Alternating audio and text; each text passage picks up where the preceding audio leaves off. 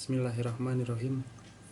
Video ini menceritakan tentang kisah pertemuan Muhammad SAW dengan pendeta Nasrani Bahira.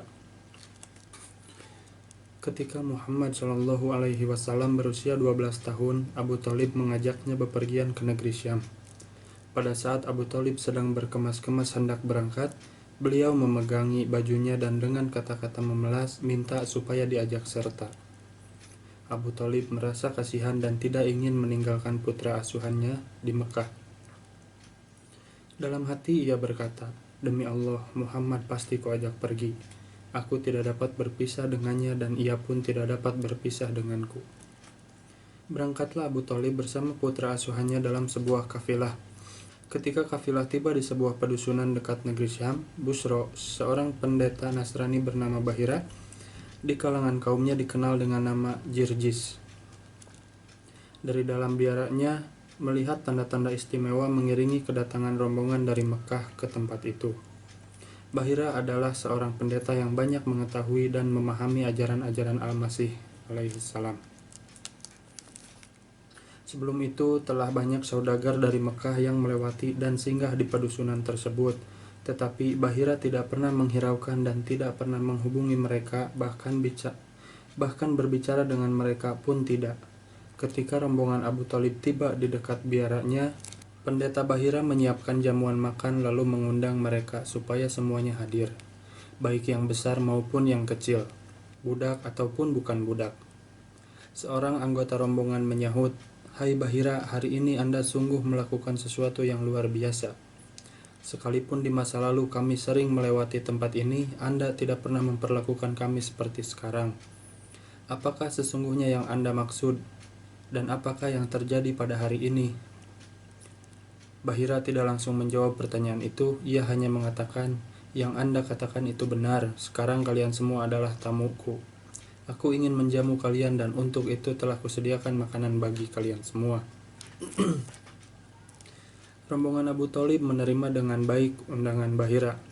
Mereka lalu berkumpul di dalam biaranya. Hanya Muhammad SAW yang tidak turut serta, mengingat usianya yang masih kanak-kanak. Seorang dari rombongan memberitahu Bahira, "Semua orang sudah datang menghadiri jamuan makan yang Anda selenggarakan ini, kecuali seorang yang masih kanak-kanak." Bahira menjawab, "Panggil dia harus hadir bersama-sama kalian." Anggota rombongan yang lain lagi dan berasal dari Quraisy menukas, "Ya, tidak patut sama sekali kalau kita membiarkan putra Abdullah bin Abdul Muthalib tidak turut makan bersama kita." Al-Harits bin Abdul Muthalib kemudian segera menghampiri Muhammad SAW. Dengan perasaan iba ia memeluknya lalu mengajaknya duduk bersama-sama semua anggota rombongan.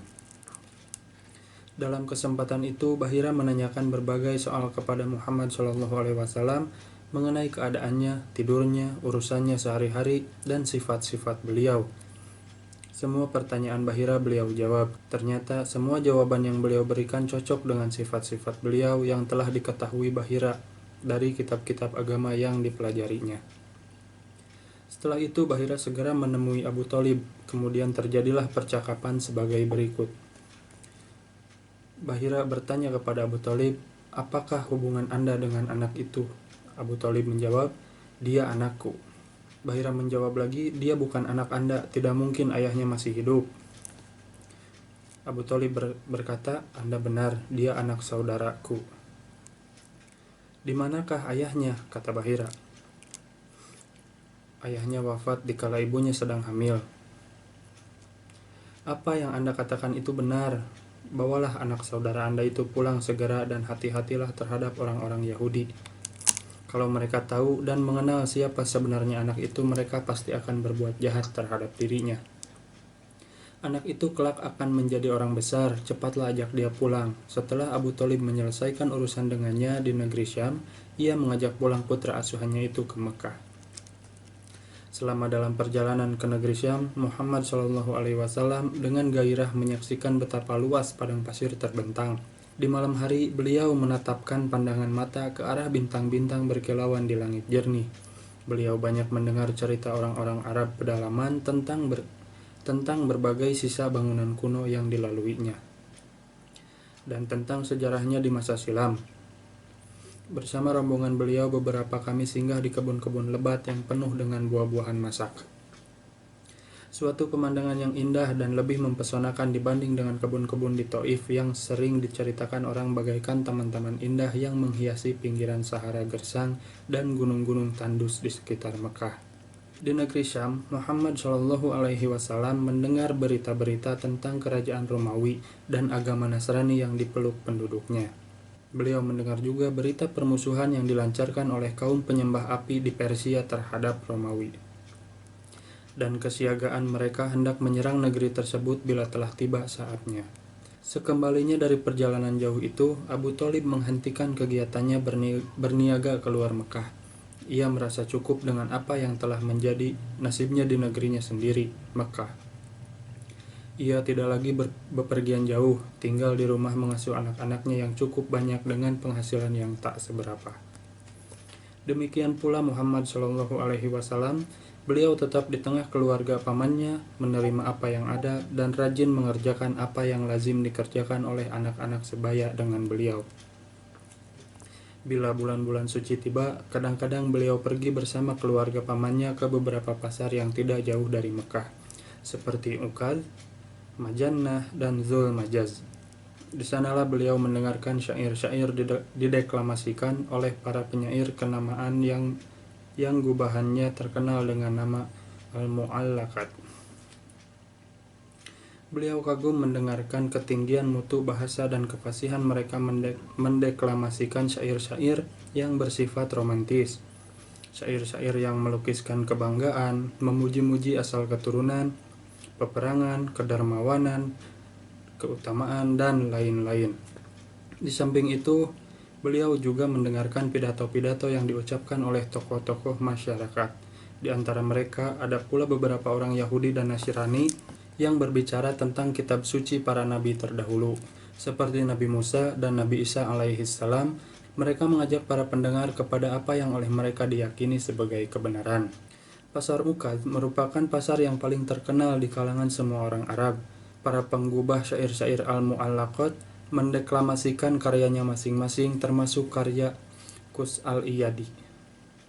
Selama bulan-bulan suci yang sangat dihormati semua orang Arab itu, orang-orang Yahudi, Nasrani, dan para penyembah berhala dapat berbicara leluasa mengenai pendapat dan kepercayaannya masing-masing dengan aman tanpa mendapat gangguan apapun juga. Kisah mengenai pengetahuan bahira tentang keadaan dan sifat-sifat Muhammad SAW dikemukakan oleh semua ahli riwayat dan ahli hadis. Bahkan oleh Tirmidzi diketengahkan secara panjang lebar berdasarkan riwayat dari Abu Musa al-Asy'ari. Menurut para ulama ahli riwayat, jauh sebelum bi'tsah kenabian Muhammad SAW, orang-orang Yahudi dengan bangga menyampaikan berita-berita mengenai itu kepada orang-orang dari kabilah Aus dan Khazraj di Madinah. Mereka mengatakan, tidak lama lagi akan datang seorang nabi, kamilah yang akan mengikutinya dan bersama dia. Kami akan memerangi kalian hingga kalian mengalami kehancuran seperti yang dialami kaum Ad dan Iram dahulu kala. Akan tetapi setelah Nabi itu yakni Muhammad SAW datang, mereka mengingkari janji yang mereka nyatakan sendiri sehubungan dengan sikap mereka itu. Allah berfirman, kemudian datanglah kepada mereka kitab Al-Quran dari Allah, membenarkan apa yang ada pada mereka yakni Taurat. Sebelum itu mereka selalu menyebarkan berita mengenai itu dengan maksud hendak mengalahkan orang-orang kafir. Akan tetapi setelah apa yang mereka ketahui itu datang, mereka lalu mengingkarinya. Maka laknat Allah pastilah menimpa orang-orang yang ingkar itu. Quran Surat Al-Baqarah ayat 89. Sikap mereka yang demikian itu sama sekali tidak meniadakan kebenaran yang termaktub di dalam kitab-kitab suci terdahulu. Orang-orang ahlul kitab pada umumnya mengingkari kebenaran tersebut karena kitab-kitab Injil yang beredar sekarang ini tidak menyebut isyarat yang menunjukkan akan kedatangan Nabi Muhammad SAW. Itu mudah dimengerti karena kitab-kitab tersebut telah mengalami pergantian dan pengubahan berulang-ulang yang dilakukan oleh tangan-tangan manusia.